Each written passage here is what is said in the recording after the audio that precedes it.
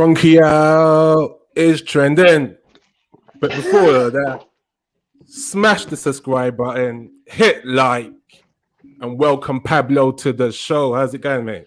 Hey, how's it going, guys? Yeah, Kroenke out is the way forward. I can't wait. I can't wait to see that guy get out of my club. I've literally had enough of him. I have had enough of him. Seriously. How's it going, Aiden? Feel the same? Mate, any excuse to get Kroenke out, I'm up for it, man. Like the late clause said, it's time to go. He's got to go. Like, I'm sorry. This is the final straw. He's got to go. Like, nah, sell the club. Sorry, time to go, man. Listen, full disclosure, I got to be honest.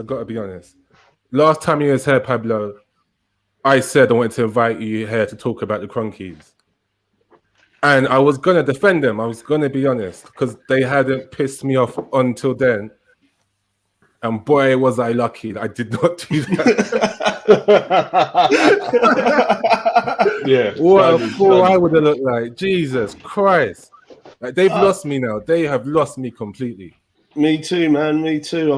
We got to. Every single Arsenal fan has got to be out there and make ourselves heard, man. Make ourselves heard. Because funny enough, I was in the same position as you, like where I was sort of sitting on the fence because I was thinking, well, maybe this is going to be the change for Kroenke because he took full ownership of the club. Where before, as a businessman, I know that you're not going to invest all your money, into something that you're just part owner of. Yeah, you're not going to do it. So once he bought the 100% ownership, I'm thinking maybe this could be the start of the Kroenkes actually starting to show some financial power in this league. Right. And then they literally slapped me in the face the biggest way possible. I mean, not only just the way that, not just only what they've done, but the way they've reacted since they've done it is what has really got to me. That has really, really annoyed me. Everyone's having to apologise on the Kroenkes' behalf. Yeah. You know, I mean, you've got the players. Arteta had to apologise to the players on his behalf. Mm-hmm. It's a mockery to the badge that we all love, and we all support. And the way that they dealt with it is that they completely forgot about our history. They completely forgot about the fans. They completely forgot about what the fans do for the club. And if it isn't for fans, then the club wouldn't be where they are today. So, it's just... The point is that they haven't forgotten. They just don't care. Exactly. That's actually. So this is just my position why I wasn't totally out on them until then. Was it's not their fault that they were allowed to buy Arsenal. The Premier League has a very, very poor fit and proper test, as you can see by what has just happened.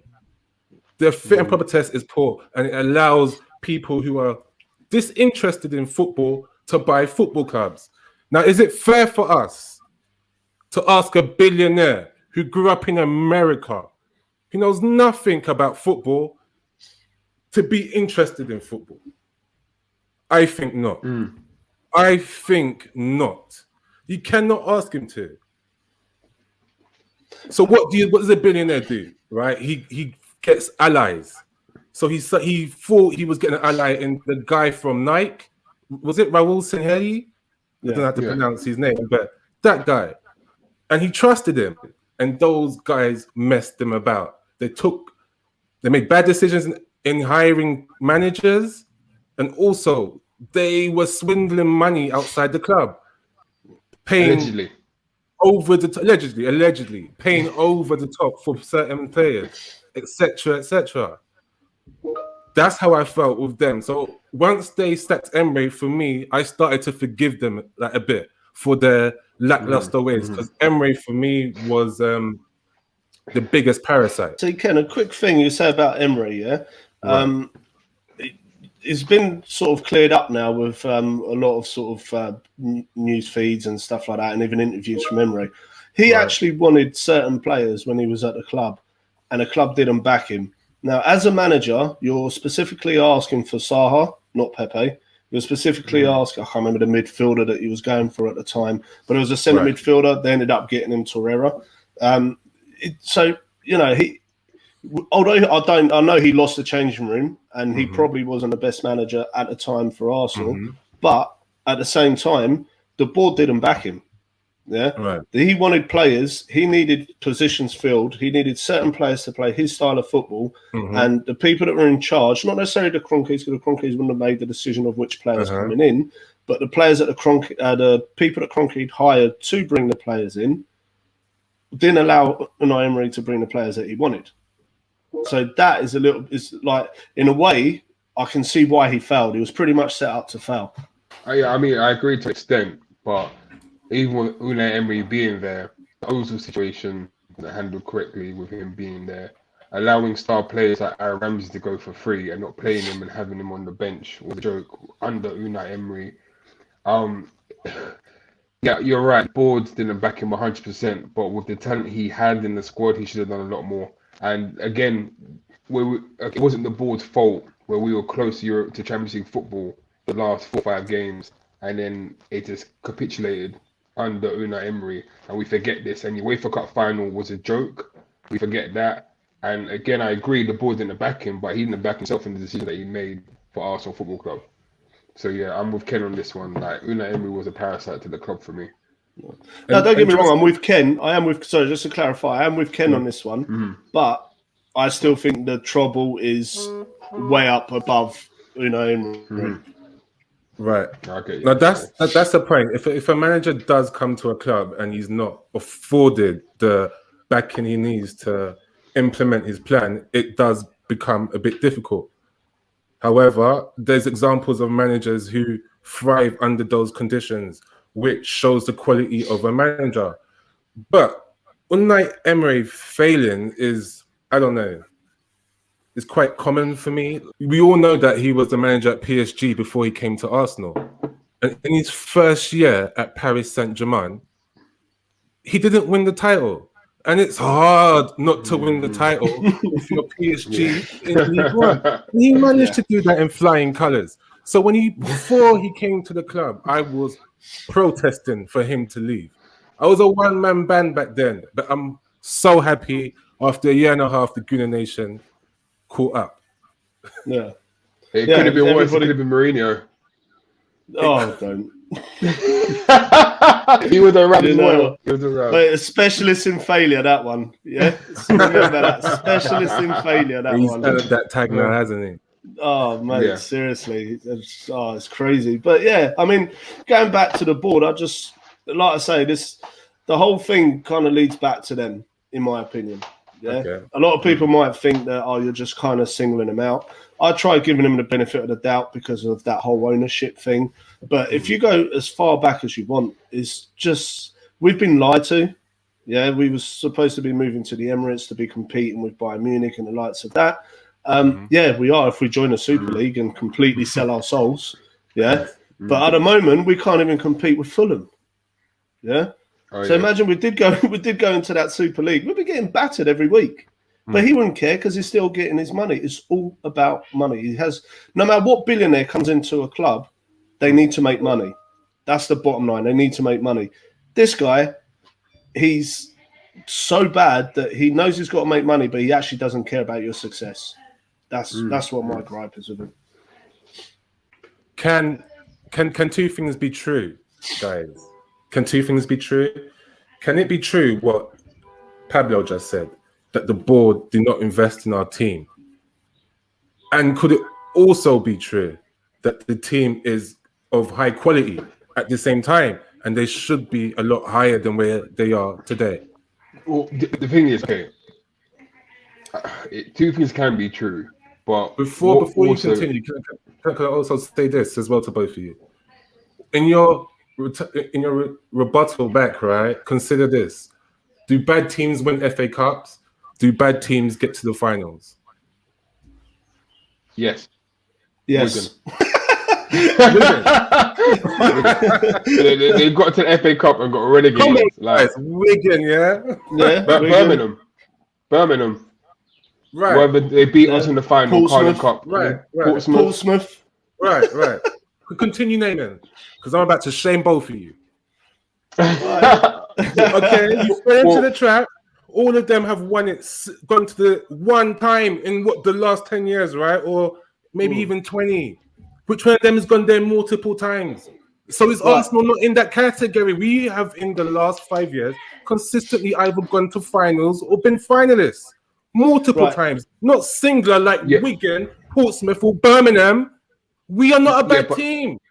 But to that point, we are, because we get to the finals at the detriment of European football, at the detriment of the league. Doesn't matter. If we are a big club, we should be battling on all fronts, and we're not. And for some reason, when we win these cups, it's because the league's out of our hand. We're not at the Champions League. UEFA Cup's out. That's why we put all our focus onto these games. So this is why. I won't even see. I'll go in a different angle to that as to why we're not a good team. Go on. All right. I mean, you look at the players that we have. Yeah. Look at every single player that we have at the moment. Okay. Yeah. And you went position for position.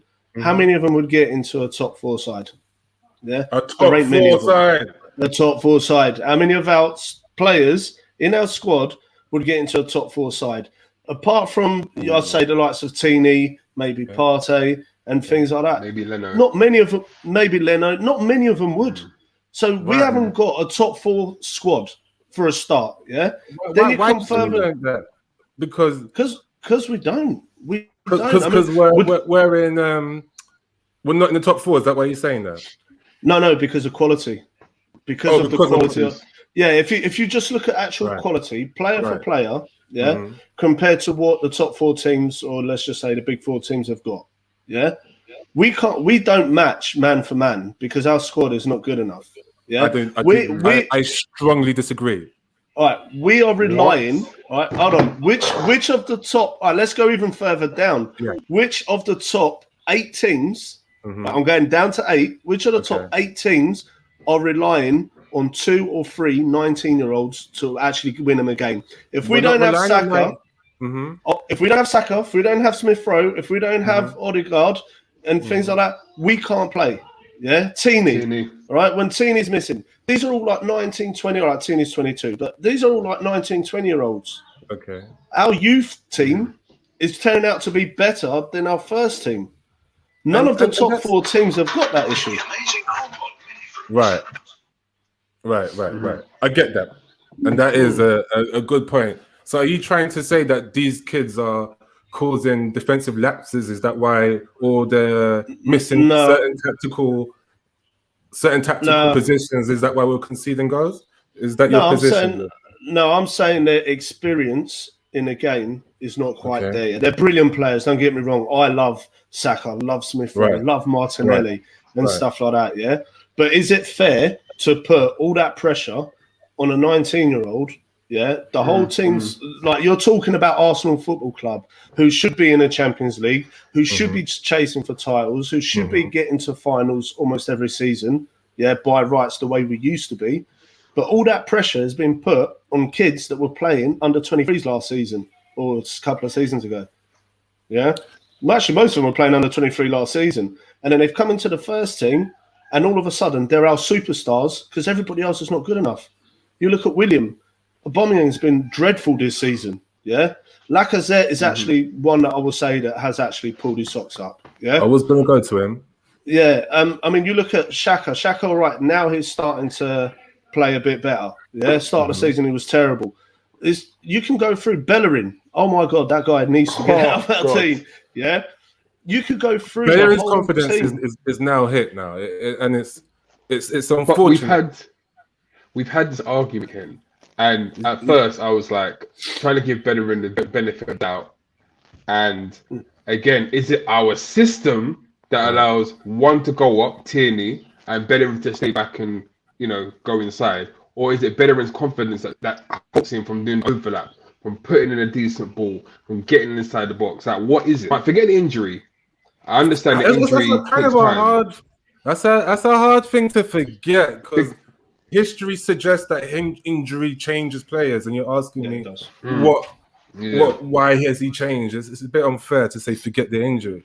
Put me in a tough spot. You're trying to, but with the injury, like when you watch other sportsmen and sportswomen, Serena Williams and her sister, their dad coached them, and they said if you're being injured or you're injured, don't continue to play the same way you were before. Adapt your game and play differently.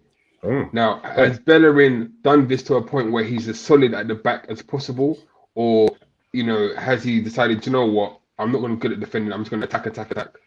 I'm changing my game a bit. What has he done? He's not good at attacking either. He's not good at defending. He's not good at attacking. He's not exceptional at either, no. But he's a good team player. I'll give him that. I think he's exceptional at being a team player. So that I respect. And the 8 years he's given to Arsenal, I respect that as well.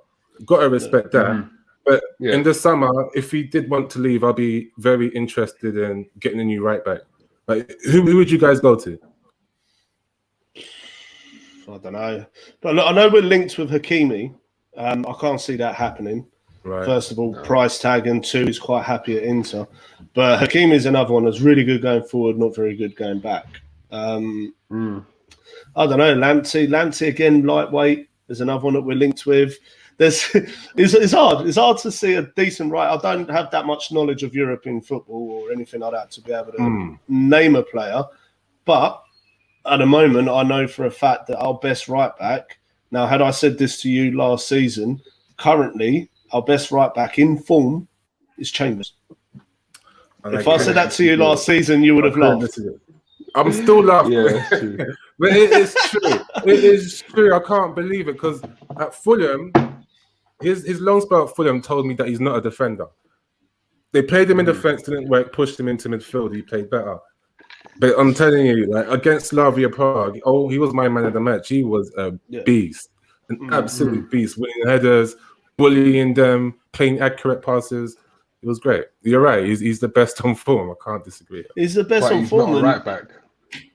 And he's not. One, he's not a right back, and 2, like I say, is he the caliber of player that's going to get you top 4 football? No, because I don't think you can have consistent performances like that at right back. It will be difficult for him. Right backs, I'm not too sure. Go on, Aidan. I mean, for right backs, the obvious one would be Lamptey. But to be honest, the fact that I like him, but the fact that Chelsea saw more in James than they saw in Lamptey to give him the confidence to sell Lamptey means to say to me that James is a better right back. But for me, unfortunately, it's too late. But we should have gone for Aaron's at Norwich, a young right back who could have pushed Bellerin in this position. British born, quick, can defend, can attack, can put crosses in, and let him come into the team this season and slowly phase out Bellerin. Either Bellerin ups his game to be the best right back in the Premier League as we've seen before in the past, or he just reduces his game and admits defeat and says, you know what, it's got to Barcelona if I can get a game over there. I mean, our right back position is pretty dire right now. I haven't really noticed anyone for right back, but for left back, Robinson, the left back. He did well against like the best winger in the Premier League, Saka, the other day. He done well against him. Didn't really trouble him too much. I think we should get him. We can get him on a cheap and then maybe focus our money elsewhere. But I think we've digressed, didn't it? We was talking about the...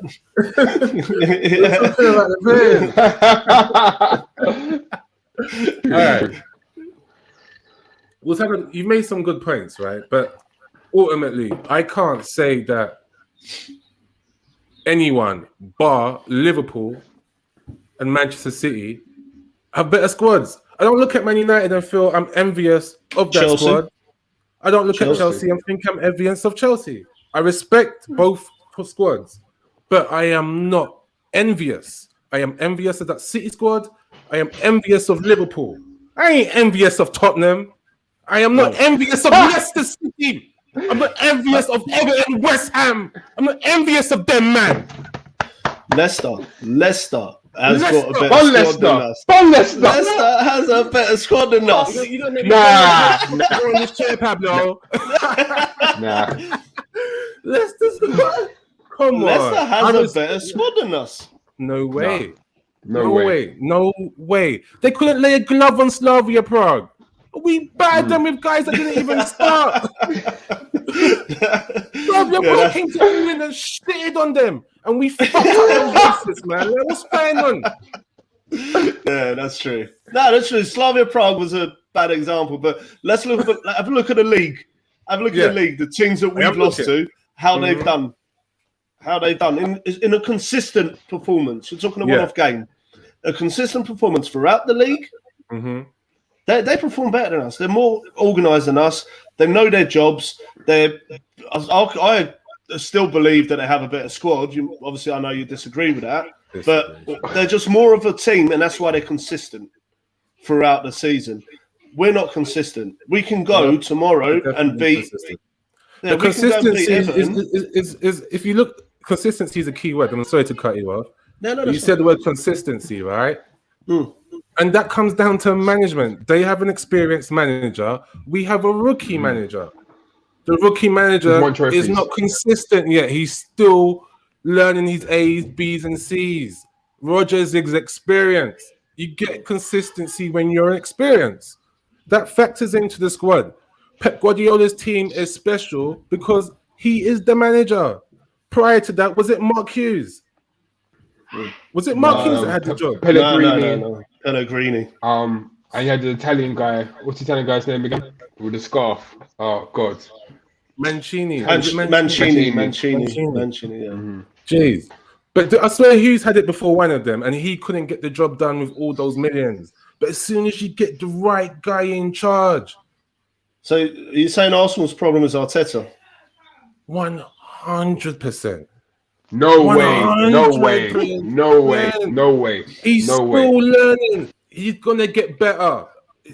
But you have to understand, he is learning. So as he's learning, he's not perfect. How can you hold on? How can you apportion? If you're apportioning blame to the players, you got to think of it as this: you're apportioning blame to professionals, people who are experienced at their job, as opposed to a rookie manager who is more likely to make mistakes than professional players who's been doing it much longer. It's almost like getting electricians come and do your house that only passed his test yesterday, compared to someone that's experienced and knows exactly what he's doing and problems he's going to face. That goes into any profession. Experience is a big key. And I kind of sit on the fence on this one with Arteta. I've got to admit, I do. Because I think he can be a good manager and he has the potential to be an extremely good manager. I just think the job was given to him too early. That as well. I mean, it's a tough job as well because I feel like maybe he has the coaching, he has that side already. Mm-hmm. He might nailed it, and maybe he might be even special on that side. But if he don't have the man management side, which he showed at the earlier part of the season that he may have struggled with, it's going to be hard, and the team's going to drop points, and they're going to look inconsistent because morale is very important. Like team spirit is very important in team games. Okay, well, I want to bite you back on this one because you can comparing Arteta with Guardiola. Let's get something straight. When Guardiola came in as a rookie, at Barcelona, he had ballers! He had ballers in his camp, bruv. He had captains in his camp. Man like PK, he had Puyol, he had Torre, he had Messi, bruv. He had captains upon captain in that squad. The Barcelona board backed him. They kept all the fires away from him, to contrary to coaching. Arteta, first and foremost, caught COVID. He saved the league, I have to point that out. Second of all, the way that Arsenal were left when Wenger left, when Unai Emery take over, when Umberg done the fashion show, when loafers in the touchline, right? Arteta had to take all of that with the crap play. Brother, 10 centre-backs. 10 centre-backs had to deal with. Yeah. You see, this is my argument is always this. Arteta did not take over a shit squad. He took over an unbalanced squad. Not shit, because we do not have shit players. We have Mustafi. Unbalanced squad. Hold on. Our players at the moment are in Germany relegating teams. Yeah, exactly. They're relegating teams in Germany at the moment. Yeah, right. We have a shit squad. We had an even shitter squad before. Before. Yeah, but you have to understand. Each year we've been making investments. You can't say you have a shit squad when this summer. We bought in Gabriel Partey. Yeah, we bought Gabriel and Partey. Who did Leicester buy that was better than those two players? Hold on. Who bought them in? Arsenal. Edu and Arteta. Yeah. Listen. That's them. And then what did he do in his second transfer window? Got rid of all the shit. All the shit that we had, all the high players that nobody wanted. In the summer, nobody would buy these players because they were overpaid and they're not good enough. Nobody wanted them. We had to pay them off. Pay them off, bro.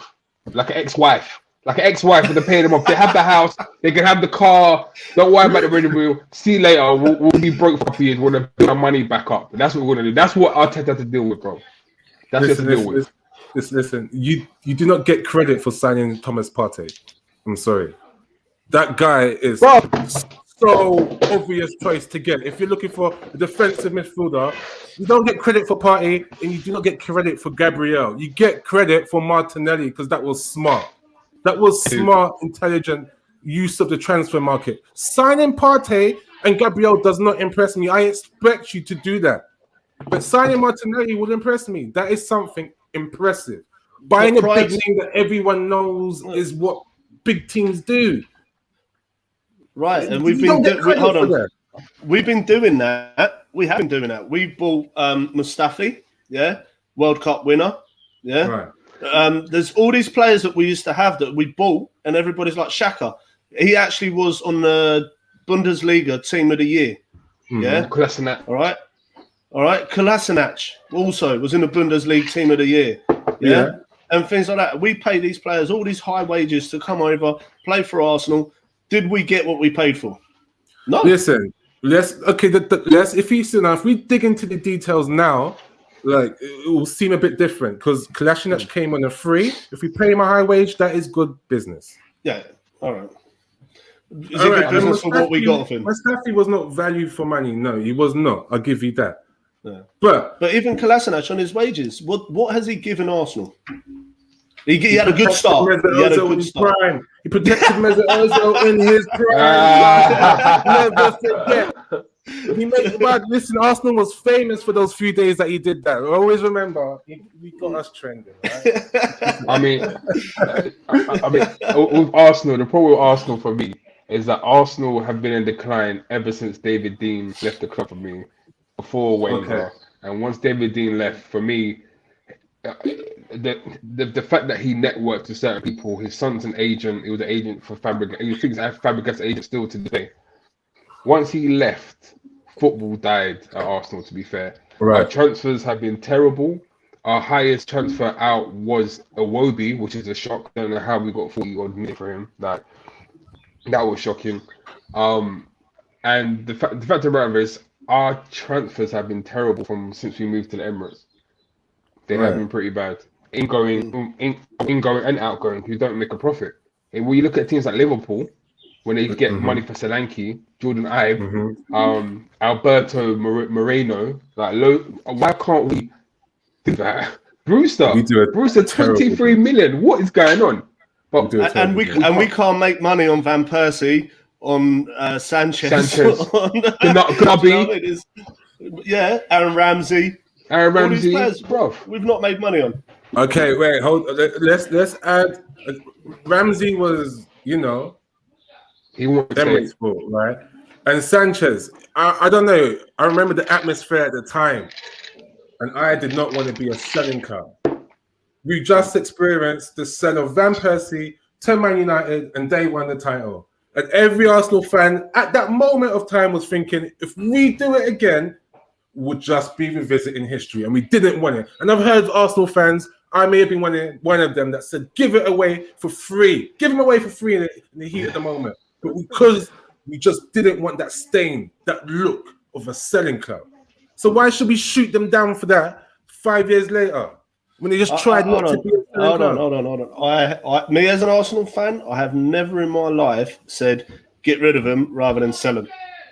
That makes no business sense for the club. It does. I said heat at the moment. I did say that. Even here at the moment, I'd prefer to get at least something for him than nothing. Yeah, unless they are causing a major disruption to your team. Don't forget, back then, Alexis Sanchez was still possibly one of the better players in the Premier League. Yeah, yes. He was still banging in goals. He was pretty much carrying our team single-handedly. Yeah, and we were going to get rid of him for free. Get something for him. Renew his contract and then sell him on the year after if you really want to get rid of him. Okay. There's other ways of doing it. Okay. At the time, you also have to understand the nature and the atmosphere of the transfer market. Neymar going to PSG, which inflated the market. Then agents started telling players, stop signing contracts. Look what you can get if you do not sign and go on a free. We were just one of the first few clubs that it happened to. And I remember Arsene Wenger in his press conference saying this is going to become more regular. We were just the first ones. Now look, countless examples of it happening every single year since then. It's not an Arsenal problem, that in particular. It's a Premier League. It's a football problem. It is because it's not managed properly. It's not no one is managing it. Tell me someone that's managing it properly. Because Bayern Munich's just losing Alaba for free. No big team is managing it properly. They don't want him anymore. Yeah, they don't want Alaba anymore. Yeah, right? The same. Most of these big players, when they leave, is like, for example, Draxler's in his last year of his contract. Yeah, okay, all right. PSG have already done with Draxler. I know he plays every now and then, but he's done it. They're not one of the major players. We're losing our major players, our starting 11, our shining light of the team are going for free. Well, we're going for free. Yeah, you're talking about like Barcelona, Real Madrid, and teams like that. They don't get rid of their superstars for free. You don't see Ronaldo walking out the door for nothing. Yeah? You don't see Messi walking out the door for nothing. Even if you go at lower players and you look at, like, I don't know, Busquets or Modric or something like that. Isco's not even a first-team player at the moment for Real Madrid. But because he's an asset, they're not going to get rid of him for free. He's going to go, but for big money. Yeah? We're getting rid of our prime players for free. That's the difference. That's the difference. I know people go for free, but normally the club chooses. What Arsenal said they were going to do, they were going to wait until they were... nobody was going to be over there sort of like a year or 2 years of their contract. 2 years, If you get to that point, 2 years. If you get to that point, we'll sell you. Right. Not happening. Not happening. We've had this discussion in the past. I'll tell you, if a player thinks once it hits the 2 year mark, that's when negotiations start. And we say, do you want to sign for us? Here's a contract, 2 year extension. They say no. I want to wait out my contract. We'll be like, no. If you don't sign this, we will sell you. We're not going to let you get this. Sell someone that doesn't agree to a move. Yeah, you mean to tell me we're going to keep someone at our club so they can wait for £300,000 a week deal with Real Madrid? No, I don't it just happened with Ozil. Boy, that was their mistake. The whole Chinese. No, but I'm just to the point that players will wait. Like didn't someone just do it at Tottenham? Wanyama, so he can get a passport. Like players. Like they got time.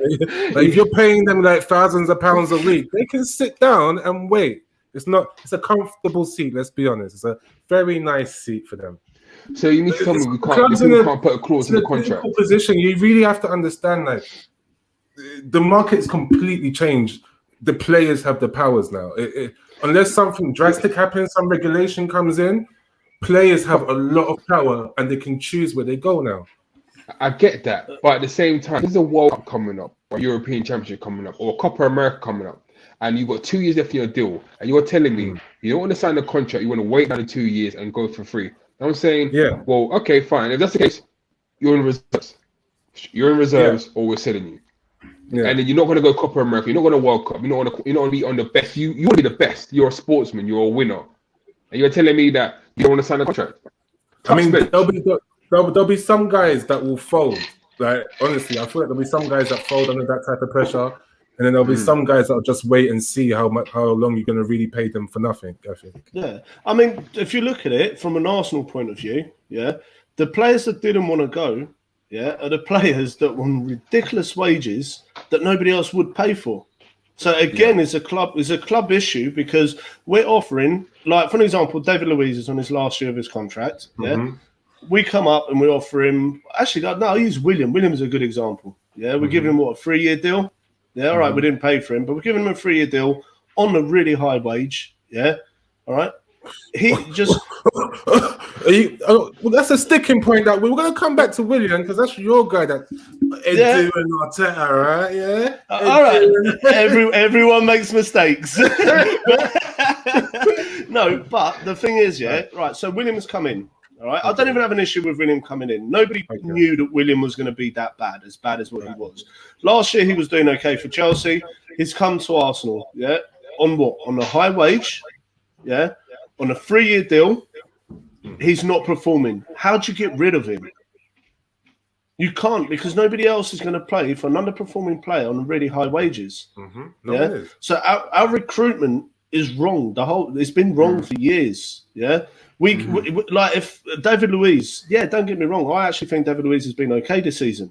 He actually has been okay this season, and he's coming up to a contract renewal now. If we offer him 150 grand and stay for another 2 years, you're just repeating history, and you're making the same mistakes over and over again. Same ones you made last year. We shouldn't. I think Saliba should be in the squad right now. And if we had Saliba, this is the thing. This is why I tell you our squad is wicked. We had these bad boys already at the squad, and then we've got other bad boys spread across Europe. I love Guendouzi. I love this player. I think he is so talented. And I feel like if he ever played with Partey, you would see, oh my gosh, the Premiership would just not be ready. And I love Saliba. These guys are athletic and they can add speed to our team, but they're not there. And it's whose fault is that? Some guy that is yet to master man management. Everybody says Guendouzi is a problem, but nobody has said why. What has he done? Hold on, Guendouzi's a different cat. Saliba, I agree with you. Guendouzi, every club he's been to, he's had this issue. Even now, while he's in Germany, he started off playing regularly and then had to drop him for a long time. And even the manager turned around and said something along the lines of, he's like a teenager going through puberty. And he actually dropped him from the squad for a long period of time. I don't know if he's back again. I don't really check on Guendouzi, but I check on Guendouzi, so I'll come back to him. Is he back playing? Is he back starting every game? Yeah. All right, but he had to drop him. So this is the thing with Guendouzi. Guendouzi went to the Hertha Berlin when with a manager that wanted him, right? That manager got sacked during that season. A new manager came in. So this guy is new to the team. As every new manager does, they like to make changes to the team. He was just one of those changes, Guendouzi, and I think it's some sort of manager masterclass to criticize him in public, to maybe work him back up in training so he can get his starting place back up. And it may have worked because he's back in the team. So I feel people need to give Guendouzi a break, and they need to understand that he was at the club for 18 months, no issues whatsoever. Then a rookie manager enters. Let's remember, rookie manager enters, young player. Inevitable clash. I could see it coming. But Emery was able, despite Emery being a shitty manager, he has the experience to deal with multiple personalities because he's been there and seen it. Go on, Nate. Okay, I feel like Ken's suffering from Stockholm syndrome because I think he's forgetting certain games where Guendouzi threw his toys at the pram. Guendouzi, baller. I want to see him in my squad, but his temperament needs to change. That's one thing. Second of all, come on, I like arrogance. I want to see a player with swagger. I love it. I want to see that. I want to see a player celebrate a win against Tottenham and be boasty in front of the fans. I love that. But eye test Guendouzi is great. But that's really for Arsenal, not so great, bro. Like, honestly. Okay, so again, and it goes back to balance. Like, I don't like El Nene. He needs to go. Torreira, homesick, go. Maitland-Niles, I want to see him in my squad. Guendouzi, I want to see him in my squad. Saliba, same thing. Let this youth come through the energy and, they gain more experience. I agree. Guendouzi needs to come back to Arsenal and needs to start because he's a baller and we need that. Okay. What I'll say to you, Aiden, and Pablo, and for every Arsenal fan, please forgive every single Arsenal player for their performances underneath Emery. If they got labelled sideways passes, it's because he told them to. It's not their fault. I'm sick and tired of having to defend them over the sticking point. If they pass sideways, it's because He told them to. Apart from El Nene. Because he's still doing it. So, like I say, like not every single player, like a lot of players under Emery got made to look bad. Yeah, look at Xhaka. Right, Xhaka made a massive improvement. Even Saka's developed massively under Arteta and stuff like that. But I still don't believe our squad is good enough to be top 4. I really don't. I still believe that there's a lot of players we need to bring in to strengthen our team. Yeah, just to add consistency. Now I don't know whether it's the man. It could possibly be the manager. I'm a sort of type of person that's backing Arteta at the moment. Yeah, he has drove me to the line. I can't say that. It drove me to the line where I'm like, I don't think I can take no more. But then slowly I get back in, and he pushes me to that line again. He keeps going like a yo-yo. Yeah, but I still think that we need to have a bit more sort of stability in our squad in terms of player quality and maturity, because we're relying on kids. We are relying on kids, and as good as they are, sometimes when you're having a scruffy game or you're under the pressure and stuff like that, you need that cool head to be able to pull the youngsters in and be like, right, look, relax, do this. Don't pull out yourself out of position. Do that. You know, just mentor them. And we don't have that because our older players are not performing. They're not performing. That's true. And we do not have an experienced manager. And that doesn't help neither. It doesn't. So I was going to ask you guys a question. What's worse, right? A red card or a bad attitude? Like, who would you rather? A player? What's more destructive to Arsenal? Someone getting a red card or someone having a bad attitude? Bad attitude. You think? Bad attitude. Oh, I do. Because would you say Roy Keane had a bad attitude? A bad attitude, can disrupt you on a long-term basis. A red card, you could be off for 1 game or 3 games. But actually. What is a bad attitude? Because I don't get it. I feel that it's just people get people or people just don't, right? And it shows at work where you've got someone that he doesn't get along with majority of the people, but there's some people that can stomach him and they get along nicely. It just goes to show some people get people and some people don't. And it could just be that Arteta just didn't get Guendouzi. Because again, I don't like to harp on this point. The kid was there for 18 months and no issues. But within 30 days of Arteta, there was issues. You have to see the correlation there. Okay. I mean, Arteta needs to assert dominance, right? And there's a podcast called Under the Cosh with Danny, and there's an episode with Danny Mills. And Danny Mills is describing how Joey Barton ripped into Stuart Pearce in front of people. And Stuart Pearce took it like a bitch. He took it. And because he done that, people lost respect for him in the change room. That was it. That was him done. Arteta had to assert his dominance. But in the same time, he should have learnt to be more of a people manager, assert your dominance, and then talk to the player on a one-to-one basis. So, I don't like the way you spoke to me in front of the team. We're going to work together. We have to come up with some sort of plan or some sort of way we can work together because you're a great player and I want to be a great manager. And I think I deserve the top performance from you. That's how it should have gone down. Not cast him off to Narnia to German, the Bundesliga, where Sancho is like one of the best players. It's wrong.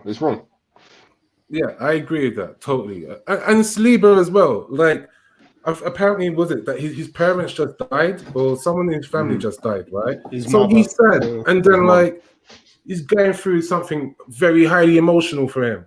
Then the club that buys him kind of abandons him in a way by loaning him out. That's not good man management. You're not thinking of the player's psyche. Your point, you said the same way Saliba went through tragedy and you compared Guardiola to Arteta style. When David Silva had his baby and things were wrong, Guardiola was like, do you know what? Be the missus. Don't worry about the club. We'll even extend your contract. Don't worry. Take time. Fix yourself. And Arteta hasn't done that. He just said, you know what, bye-bye, go to the French League. He hasn't. He has come out and said as well that they've made a mistake with Saliba. He has held his hand up and said they made a mistake with Saliba. I don't think the loan move is wrong because he was also struggling being here in England alone without his family. So they shipped him back to France where he felt more comfortable, spoke the language, knew the culture and everything else. So that I get the whole loaning him, but like they said, they should have loaned him at the beginning of the season instead of him being stuck in a club that almost looked like they didn't want him and wasn't and sending him off in January. With the Saliba thing, I think they really handled that wrong. They should have let him go in the summer. Yeah. I agree with the loan move. Totally agree with the loan move. Yeah, because at the time as well, we still had Mustafi here. We had what's the young Greek Mavropanos? Mavropanos. Yeah, Socrates. we had Socrates still. Chambers. We had Chambers. We had pretty much like 6, 7, 8 bloody centre backs here at the time. Yeah, so all right, send him out on loan, but do it early, especially when he had that loss of his mother or whatever it might have been of the family tragedy. Just send him back, let him rebuild himself, and then come back next season a better person. Now he's bitter. You can see by his first 4 or 5 interviews that he had, he was constantly having a dig at Arsenal, and I can't blame him. And to add to that, you see his old teammate Fofana killing it for Leicester, killing it for Leicester, and Saliba looking like rock. I'm better than this guy. I got a chance to a year before him stay there for loan, but this guy has got a FIFA 86 card. Well, I'm still egg on his face, bro. Like, was disrespecting the kid. Sorry, Fofana's killing it for who? Was it Leicester?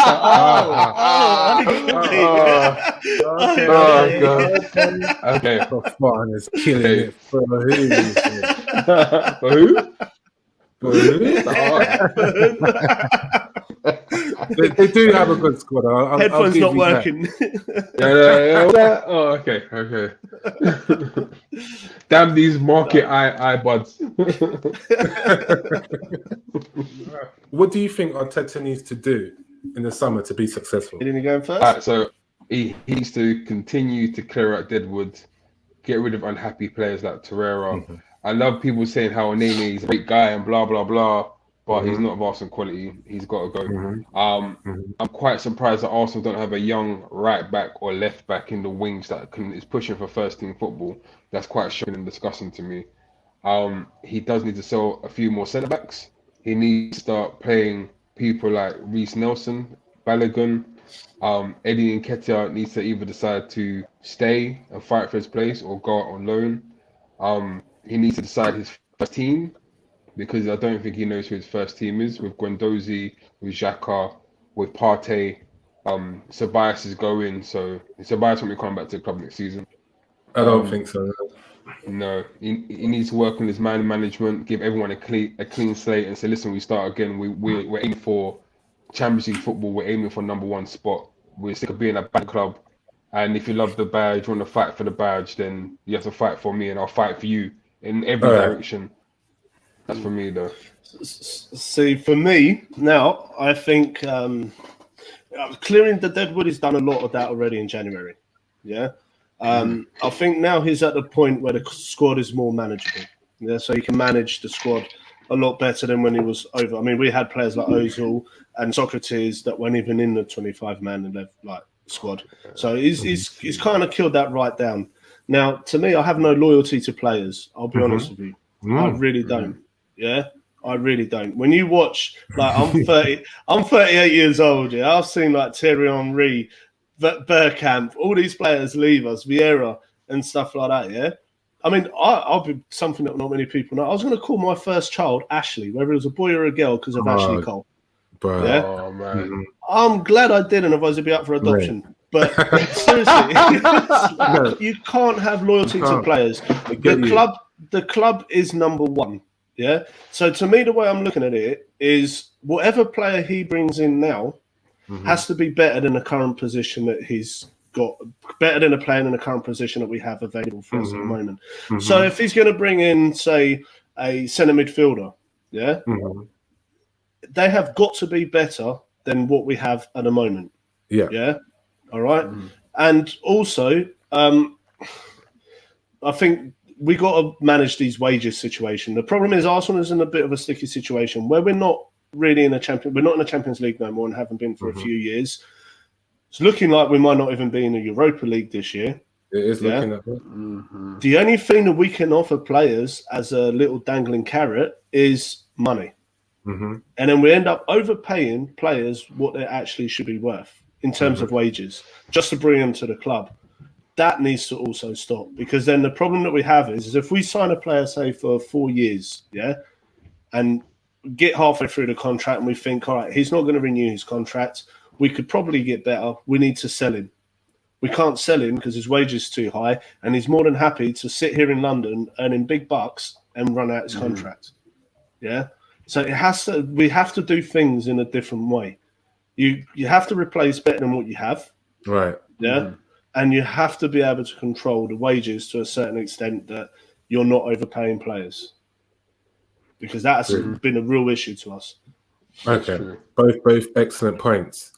So what if I was to ask you a follow-up question and say, if Arsenal was to insert your favorite manager, your favorite experienced manager in the summer, and say, we'll look at this, analyze this squad, and he goes back and says, I really love this squad. I just need one sign-in, and I can get this team into the top 4. Would you get rid of Arteta then? Because it's not me saying it now. It's an experienced manager saying it. He's saying, I just need one sign-in. One. And so you're saying it almost like if Klopp or Pepper... it doesn't have to be that. Any manager that's experienced. Any manager doesn't have to be Klopp. No, but because I don't believe that any manager that's experienced can do that much with this squad. Okay. With this squad of players. Because do you know what? A lot of the points we dropped this season... I can't remember. I think I saw a chart somewhere. You're quite good with stats, Ken. A lot of things a lot of the games that we lost, we've created our own mistakes. It's been through our own mistakes, like players on the pitch, that have made the mistakes. I mean, a manager can't make Aubameyang miss the chances that he's had. Saka missed the chances that he's had. Pepe missed the chances that a manager can't control that. You look at all the games most of the games we've played, there's probably a handful of games throughout the whole season where you've turned around and gone, do you know what, we were dog shit. They were much better than us. We've actually dominated majority of the teams that we played or had the better chances, but we've either not put them away, which is out of the manager's hand, or we've created a stupid, ridiculous defensive mistake, which again is out of the manager's hands. We're making individual mistakes on the pitch. It's not out of the manager's hands, because rookie managers do rookie things. Like, has he managed Tierney properly? Tierney's out for the season. He came back for his injury, and then he did not manage him properly. Got desperate and played him near enough every single game. All these Iron Man stats about Granit Xhaka. I love Granit Xhaka more than the next man. I love this guy. However, I will not play him the amount that Arteta does, because if you overplay someone, they get fatigued and they make mistakes. Again, rookie managers do these things, but people don't see it. I see it. He's not managing our squad properly. I see it, but the problem is, certain things, like, for example, at the beginning of the season, playing William every game. Right. All right. But that was, he was trying to rely on his experienced players, and it didn't work. Playing Aubameyang. I don't think Aubameyang should be in the starting lineup. I think Lacazette goes ahead of him. Right. I think there's a lot of mistakes that he's making substitutions every time after 70 minutes. 80 minutes. No matter what happened to the game, you got to wait 70 minutes plus before he makes a substitution. Again, it's something that irritates me. But in terms of game management, most of the games, we are actually the team on top. Or we've had the better chances. That is true. But if I was to put up our possession stats, you'll be very, very surprised. Possession doesn't win you games. So how are we possession doesn't win you games? How are we dominating games? How are we dominating games by chances when every time I'm watching football or Albino stats tweets, we haven't had a shot in like in half an hour? No. Right, let's have a look at Fulham game. Yeah, just as an example, we look at Fulham game. Yeah, right. All right. Should that game finish 1-1? Or if we would have put the chances away that we had, should it finish 1-1? You look at Slavia Prague. You look at Slavia Prague first game. Yeah, not second game because the ball actually went in the back of the net. Slavia Prague first game. That should have been 5. Easily 5-0 or 5-1, whatever you want to call it. Okay. Players miss incredibly easy chances. How do they get to that chances? By their tactics being right, by the gameplay being right. But then you can't manage someone to put the ball into the back of the net. You can't. Yeah. You can't manage defensive mistakes. Yeah. Like if they're positioned wrong or they're not putting their players in the right thing, that's fine. Right. But when someone's like slipping over balls or taking man down for no reason and like doing all these sort of things, that's a individual mistake. That's not a positional mistake. That's not I'm not saying Arteta's perfect, but any stretch of the imagination, no. But with the players that we have, we will still. So imagine someone really experienced came along, and just slightly changed things, improved us in whatever way this manager is going to improve us on, puts us in front of goal in them positions that we've had and them chances that we've had throughout the whole season, they're still not going to put the ball in the back of the net. So you're still not going to win that game, regardless of what manager you have. I mean, that's. I don't believe that at all. I mean, I feel like we don't create enough chances, and what happens when you don't create enough chances is this: you snatch at the chance that you do get. But if you're in a team that's going to create abundance of chances, you know you're going to have possession, you know you're going to dominate a team. It's easier to score in those positions. But this is another thing. Like I'll end on this. I'll share my screen. I was in a group chat and was talking about Emil Smith Rowe. This was in 2019. And this is one of the reasons why, like, I'm not too convinced in Arteta. In 2019, I was like, Emil Smith Rowe is a 100 mil player. We had Emil Smith Rowe at the beginning of the season, and Arteta decides to get Willian. That shows me he doesn't not only is he not got the man management side yet, he does not know how to evaluate players. How can you have Emil Smith Rowe in your team and not be a starter at the beginning of the season? Smith Rowe was injured for the beginning of the season. He was okay. I granted he was, and then he was what? Then he's coming back into fitness. It's a young kid coming back into fitness from a long-term injury. You can't just throw him in. I mean, no, he was playing under 23 games. My thing is, even if he was injured, he's the talent. He's there at your squad. You say no. There's no need for Willian. That is my problem. If I was a manager at the time, I would not be looking at Willian. Because the thing is this, if I'm in 10th place and I'm playing youth players, I can give the manager the benefit of the doubt. I can say, okay, I see what you're working with. Funny. I mean, you're comparing Smith Rowe with Willian. That shouldn't have been the conversation. The conversation should have been Willian with Reiss Nelson. Because for under 21s, for when he was in Germany, for when he played under Emery, people, top players recognized the potential that he had, and that he should have been pushed forward. So it shouldn't have been Willian or Smith Rowe. It should have been Willian and Reiss Nelson.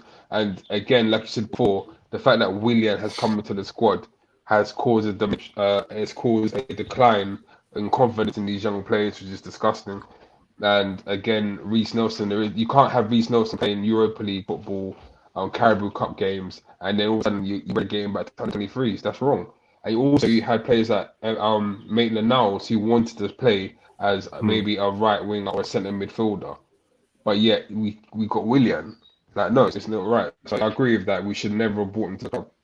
Never. Yeah, and to top it off, why I did reference Willian, and you're right to reference Nelson, but I don't know how true this was, but in the summer, prior to the build-up of the Willian purchase, they were talking about playing him in the centre, and that really pissed me off. As a 10, wasn't it? As a 10. Yeah, they said those are playing. I was like, where is the foresight there? It just didn't make sense to me. And that's why, at the end of the day, because I feel like at Arsenal, we're in the midst of a golden generation with our kids, and I don't think Arteta is the right guy to bread them in. See, I look at it in two different ways. The problem is William had a really good season at Chelsea before we bought him. He was third on the assists table, I think, or something like that. Yeah, or chances created. Can't remember what it was, but he was having a pretty good season at Chelsea. Yeah, so no one in their wildest dream would have imagined William to be that bad. As a matter of fact, there's quite a lot of people that were. I wasn't personally excited, but there's a lot of people that was excited about him coming over. Yeah, then you come to a dilemma as a manager. All right, I was literally, every time I saw his name on the team sheet, I could have thrown something at my TV out of frustration. Yeah. All right. But then I stopped to try and think about it as well. Now, he had to try and make William work. Yeah. He had to give the benefit of the doubt and try to make him work because he's just brought him in on high wages. Yeah. Then if he didn't, if he was right from the start, when, do you know what? Forget him. I'm going to play the kids, leave him on the bench. Yeah. And just, that's it. As so you just basically made a case for why we're 9th. So it's not because we're shit players, it's because the manager made a mistake. That's what you basically just made the case for. No, not really, because we are shit. I think you did. Nah, what I'm saying is, one player ain't going to make a difference. William was here, that we declined. So it's not that we've got shit players, it's because we were trying to force a player into a team that didn't have any business being there in the first place. Listen, we do the same. I don't think you two are going to agree with this.